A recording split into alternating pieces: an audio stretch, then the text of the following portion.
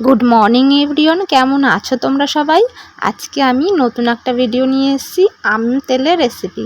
যেহেতু এখন আমের সিজন, তো সবাইকেই আমের তেল আর আমের আচার বানাতে হবে। কেন সারা বছর এটা স্টোর করে রেখে খেতে হবে যে, গরম গরম ভাত দিয়ে আর মুড়ি দিয়ে। তো যাই হোক, এখানে হচ্ছে আমাদের নিজস্ব গাছ, আমি গাছের থেকে আম পেড়ে আজকে তেল দেব।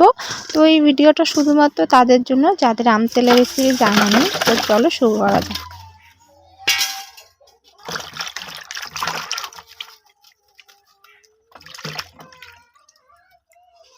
প্রথমে আমি আমগুলোকে ভালো করে ধুয়ে নিয়েছি। আমি 2 থেকে 3 বার ধুয়ে নিয়েছি যাতে কোনো নোংরা না থাকে। তো তারপরে আমি এটাকে ভালো করে মুছে নেব, যেহেতু আমি আমের খোসা শুদ্ধ দেব, তো এটার গায়ে কোনো নোংরা যাতে না থাকে।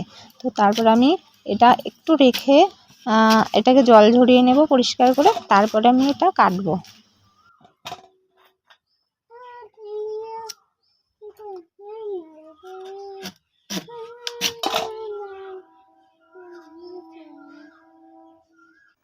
তারপরে আমটা আমি ভালো করে সাইজ মতো কেটে নিয়েছি। তারপরে আমি এটাকে হলুদ মাখিয়েছি, হলুদ মাখিয়ে তারপরে আমরা রোদে শুকাতে দেব। অন্তত 1 দিন রোদে শুকাতে দিলে তার ভিতরে যে রসটা থাকে আর কি, জল ভাবটা, সেটা আর কি শুকিয়ে যাবে। তাতে কি হবে, তেলে আমটা দিলে অনেক দিন থাকবে, নষ্ট হওয়ার চান্স খুব কম থাকবে। আর মাঝে মধ্যে রোদে দিলে ব্যাস, তারপরে তুমি সারা বছর স্টোর করে রেখে খেতে পারবে।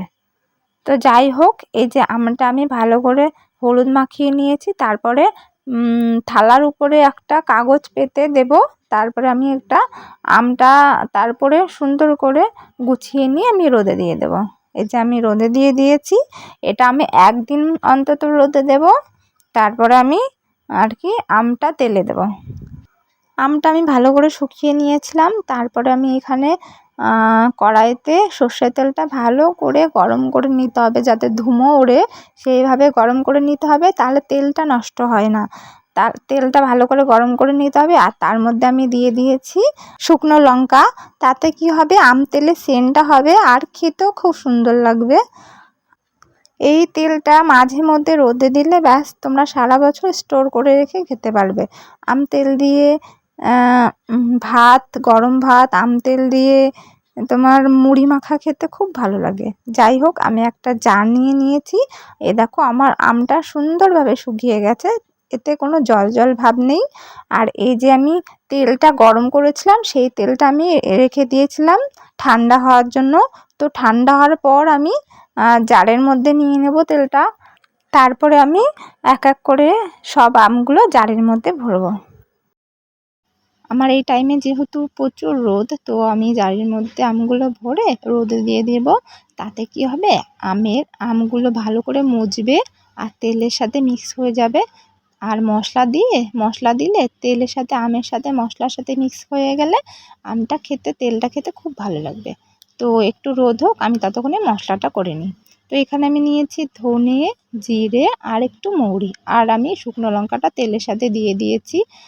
আর এখানে আমি শুকনো খোলায় করে ধনে, জিরে আর মৌরিটা বেশ লাল লাল করে ভেজে নেব। তোমরা দেখতে পাচ্ছ, এখানে আমি সুন্দর করে লাল লাল করে ভেজে নিয়েছি।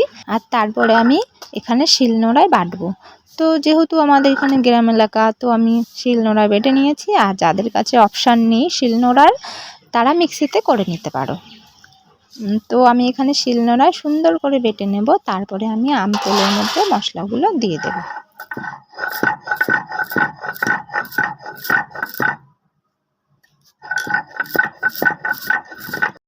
দেখো, রোদে দেওয়ার পর আমের থেকে কেমন একটা ফেনা টাইপের বেরিয়েছে। তো যাই হোক, মশলাটা দেখো আমি পুরো ফিনিশ করে নিয়েছি, এর থেকে ফিনিশিং আর হচ্ছে না। তো যাই হোক, আমি এবার মশলাটা আমের উপর দিয়ে দেব। আস্তে আস্তে আর কি তেলের সাথে মশলার সাথে মিক্স হয়ে যাবে। আর এখানে দেব আমি পরিমাণ মতো লবণ। তাতে আম তেলটা নোনতা হবে, ঝাল হবে আর খেতে খুব ভালো লাগবে। তো এটা তোমরা মাঝে মধ্যে রোদে দিয়ে সারা বছর স্টোর করে রাখতে পারবে। তো কেমন লাগলো অবশ্যই কমেন্ট করে জানিও, আর চ্যানেলটা সাবস্ক্রাইব করে পাশে থেকো। তো আজকের ভিডিওটা এইটুকুই থাক, আবার দেখা হবে নেক্সট কোনো ভিডিওতে। ততক্ষণের জন্য সবাই ভালো থেকো, সুস্থ থাকো, টাটা, বাই বাই।